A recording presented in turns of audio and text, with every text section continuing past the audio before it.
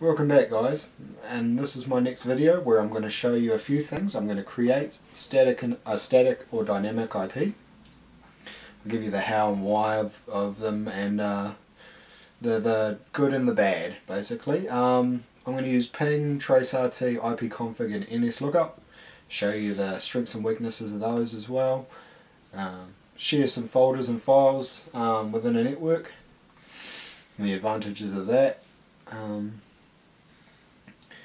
I'm going to connect a couple of, so I'm going to show you how my PC is connected, and I'm going to show you how my phone is connected. One's wired, one's wireless, and then I'm going to show you a bit of browser security and antivirus stuff. So let's get into it. So first things first is static IPs. Now static IPs, they stay the same at your place. So if you went to if you went to a coffee shop with your laptop, you'd have a different IP as what you would have at home. They're stable, there's more cost for the ISP, but yeah, you get the same address every time. They're good for businesses, creating or hosting computer servers, stuff like that, and it makes it easy to locate where you are because you have that IP all the time that you're using it anyway. Dynamic IPs are more cost effective, they're automatic, but yeah, they're less accurate for geolocation. They're more efficient for your ISP to manage, basically. So to find out what our IP is, first and foremost, we would go to our control panel. Now, hit network and internet, network and sharing center. So I'm connected via Ethernet 2, and in the details you want to look at the IP address, subnet mask, default gateway and DNS server. Now see how it says here lease obtained and lease expires. That means that I am leasing my IP between those times, my IP address. So now that we've got those, if you need to write yours down if you're doing it as well. Then we go into the properties. We go to the protocol version 4, the IPv4. We go to the properties of that, and we go and use the following IP address. Now, you will put in whatever your one is. I'm putting my one in now. The subnet mask may pop up automatically. My one does. And my default gateway. My preferred DNS server is going to be the same as my DNS gateway, default gateway. So now that I've installed that, when I go like that, the v4 will not have no network access until it finds a new IP address, which will be of the dynamic kind. So if we have a look in the details, the physical address is different. Yeah. And we can do the same vice versa. So once that's done, we want to head over to the command prompt. So you should just be able to look up command prompt and it will come up.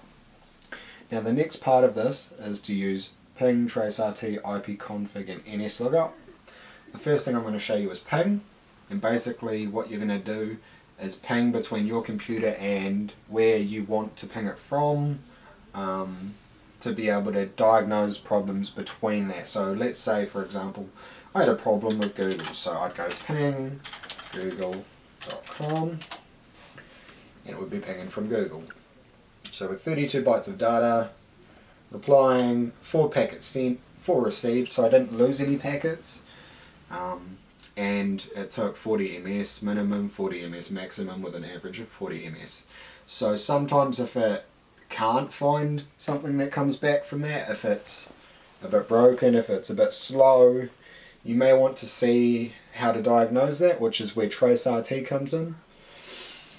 So traceRT, and then I'll do the same, so google.com. So it's tracing the route to Google to be able to see, so if you have a problem with the route, it'll come up on here.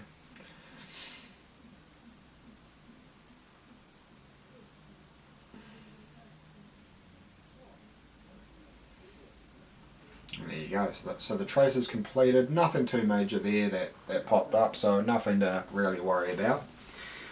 After that, we go to ipconfig. Now ipconfig is very useful because you can find your basic IP details there. So if I hit ipconfig, it shows you basic details. So I'm connected via Ethernet adapter 2, my IPv4 address, my temporary IPv6, default gateway, that kind of stuff. Now if you wanted a more blown up version of that, you can look up ipconfig/all, and that brings up a whole lot more about it.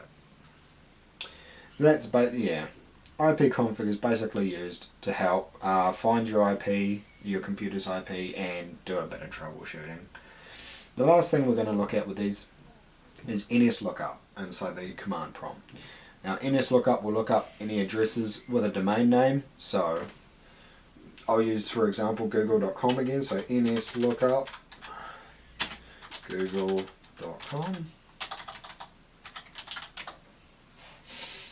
and it comes up with the server address as well as the non-authoritative answer of the name of google.com, and the address is there. So you can do the same vice versa. So if you had an IP address and you wanted to know the name, you can type in that IP and it will come up, it should come up with the name anyway.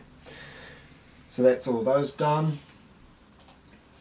After that, what we want to do is show you how to share folders within your network. So open up your files, so go into local disk. This is the folder I'm going to be using for sharing. So we'll go back to here, go to properties, and go into sharing.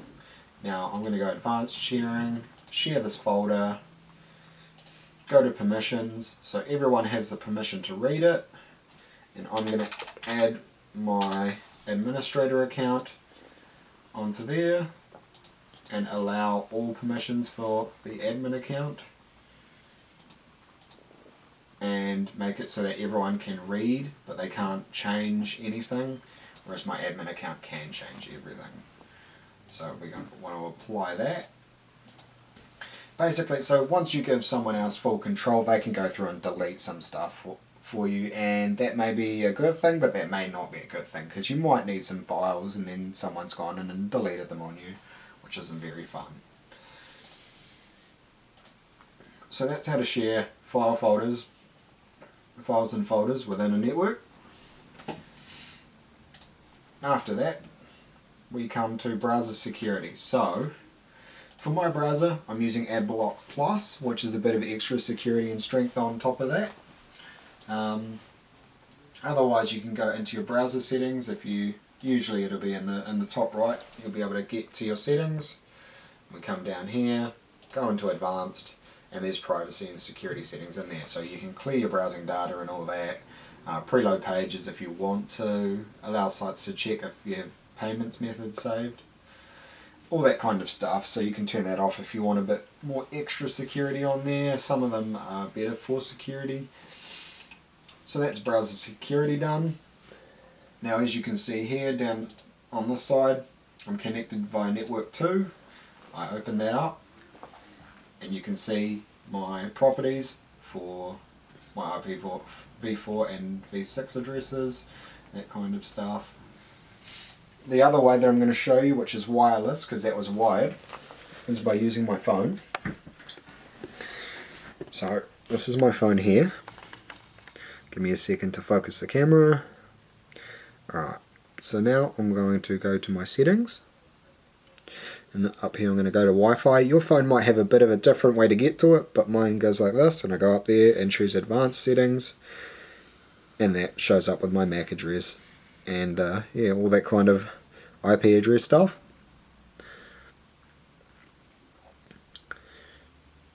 But yeah, other than that, I think that's about it for the bases of all of those. Yet again, thanks for watching my videos, and we'll catch you in the next one.